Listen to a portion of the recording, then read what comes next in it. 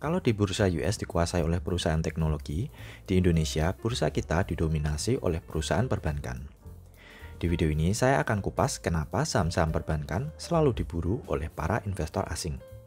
Saat ini di S&P 500 atau indeks acuan utama di bursa US, 29,2% dihuni oleh perusahaan teknologi. Sektor finansial hanya memiliki bobot 10,7%. Dengan kata lain, sektor yang paling berkembang di US adalah teknologi. Perusahaan dengan market cap terbesar saat ini adalah Apple dengan 2,6 triliun dolar. Kemudian Microsoft dengan market cap 2,2 triliun dolar. Kemudian disusul Alphabet, Amazon, Tesla, Berkshire Hathaway, Nvidia, Meta, United Health, dan Visa. Tidak ada saham perbankan di peringkat 10 besar. Sedangkan JP Morgan sebagai bank terbesar di US menempati peringkat ke-12 dengan market cap sebesar 400 miliar dolar. Di IHSG sendiri, dalam peringkat market cap terbesar, 5 diantaranya merupakan perusahaan perbankan. Bank BCA di peringkat pertama dengan market cap 992 triliun. Di peringkat kedua, Bank BRI dengan 699 triliun. Bank Mandiri di peringkat keempat dengan 356 triliun. Bank Jago di peringkat ke-6 dan Bank BNI di peringkat ke-8. Dengan kata lain, motor utama penggerak indeks kita adalah dari saham perbankan. Lebih lanjut, jika kita lihat kinerja antar sektor di S&P 500, sektor yang kinerjanya paling cemerlang dari periode 2007 hingga 2021 adalah sektor teknologi dengan total pertumbuhan sebesar 938% atau 16,88% per tahun. Sektor finansial tidak begitu menarik di S&P 500 karena dalam periode yang sama hanya memberikan kinerja sebesar 79,8% atau 3,99% per tahun. Lalu, jika kita perhatikan performa beberapa sektor utama di IHSG, ternyata setidaknya sejak September 2010 sampai Maret 2022, finansial menjadi sektor yang paling bagus kinerjanya dengan total return 242%. Jadi cukup jelas kenapa jika investor asing masuk ke IHSG, pasti mereka kebanyakan memborong saham-saham perbankan, khususnya Big Four Banks, BBCA, BBRI, BMRI, dan BBNI. Untuk mewakili analisa kinerja industri perbankan, kita akan gunakan keempat bank ini di dalam video kali ini. Menarik jika kita coba teliti lebih jauh perbandingan kinerja saham perbankan di Indonesia dengan di US, karena ternyata keempat bank kita, BBCA, BBRI, BMRI, dan BBNI, kenaikan sahamnya juga mampu jauh mengalahkan bank besar di US seperti JP Morgan, Goldman Sachs, Bank of America, dan Wells Fargo. Bisa teman-teman lihat bahwa sejak pertengahan 2005 hingga awal Maret 2022, BBCA mampu memberikan return terbesar dengan 2.112%. BBRI mampu memberikan return 1.525%, BMRI dengan 916%, BBNI 403%. JP Morgan hanya mampu memberikan return 289%, Goldman Sachs 219%, Wells Fargo 64%, dan Bank of America justru minus 5,5%. BCA, BRI, Mandiri, dan BNI baru saja melaporkan kinerja sepanjang 2021. Hasilnya sangat bagus. BBCA sepanjang 2021 berhasil mencetak laba bersih sebesar 31,4 triliun rupiah, naik 19,53% dari tahun 2020. Penyaluran kredit juga tumbuh 7,82% dari 575,65 triliun rupiah di 2020, naik menjadi 620,64 triliun rupiah di tahun 2021.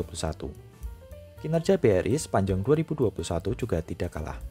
BRI berhasil mencetak laba bersih sebesar 32,22 triliun rupiah atau mengalami kenaikan 75,53% dari tahun 2020. Sedangkan untuk penyaluran kredit juga mengalami kenaikan 7,16% secara year on year.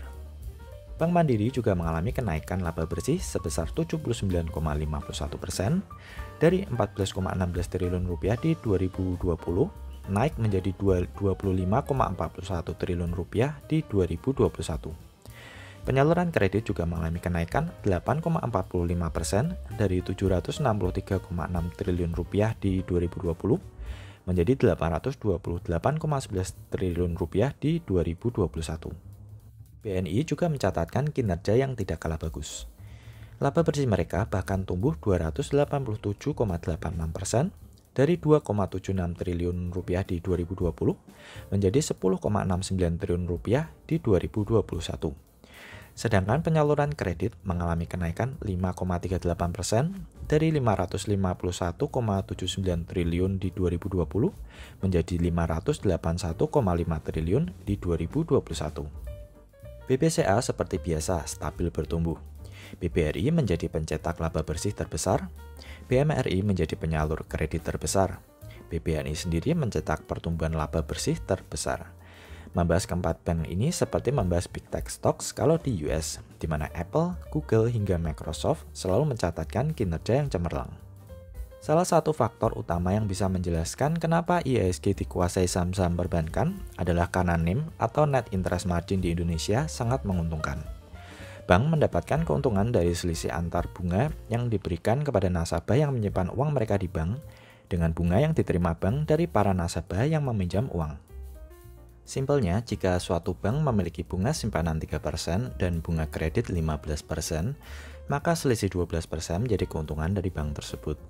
Nah, Net Interest Margin atau NIM adalah rasio yang digunakan untuk mengukur selisih ini. Basicnya, semakin tinggi maka semakin baik. Saat ini, industri perbankan di Indonesia menjadi yang tertinggi se-Asia. Berdasarkan data dari OJK per November 2021, rata-rata NIM bank umum di Indonesia ada di kisaran 4,51%. Thailand per kuartal 1 2020 berada di kisaran 3,5%, sedangkan Malaysia NIM-nya di kisaran 2,08% saja. Ini adalah grafik rata-rata NIM di perbankan Amerika dalam 10 tahun terakhir. Rata-rata net interest margin perbankan di sana berada di kisaran 2 hingga 3%. Bahkan di tahun 2020 sampai 2021, NIM mereka mengalami penurunan hingga 2,34% di kuartal 4 2021. Lebih lanjut, bahkan rata-rata net interest margin perbankan di Indonesia jauh mengungguli negara-negara maju seperti China dan US. Ini adalah grafik NIM dari tahun 1998 hingga 2016. Indonesia secara rata-rata memiliki grafik NIM yang cenderung stabil dan selalu berada di kisaran 4 hingga 6%. Cina di lain sisi memiliki NIM perbankan yang jauh lebih rendah. Bahkan jika dilihat dari periode 1998 hingga 2016, NIM mereka selalu berada di bawah 4%. Bagaimana dengan US? Hampir sama dengan Cina, NIM mereka masih jauh jika dibandingkan dengan NIM perbankan di Indonesia. Secara peringkat worldwide dari 125 negara, Indonesia menempati peringkat ke-49. Ini adalah data per 2020. Jadi NIM Indonesia saat itu 4,15%. Lebih rendah dari rata-rata 2021 karena saat itu ada pandemi dan sebagainya. Peringkat NIM terbesar adalah Kolombia dengan 12,01%. Peringkat kedua Argentina 11,73% dan Guinea dengan 10,67%. Peringkat NIM paling rendah adalah Irak dengan 0,07%.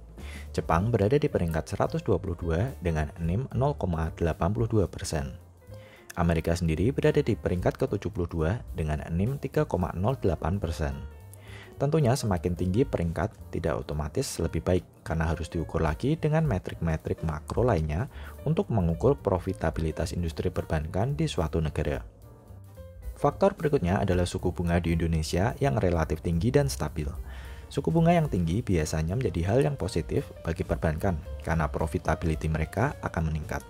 Suku bunga tinggi berarti bank bisa menaikkan bunga kredit mereka. Dari grafik yang saya ambil dari statistik OJK berikut, terlihat bahwa tren perkembangan kredit sejak November 2020 hingga November 2021 pertumbuhannya cenderung mengalami kenaikan. Terakhir di bulan November 2021, jumlah perkembangan kredit sudah mencapai lebih dari 5.700 triliun rupiah.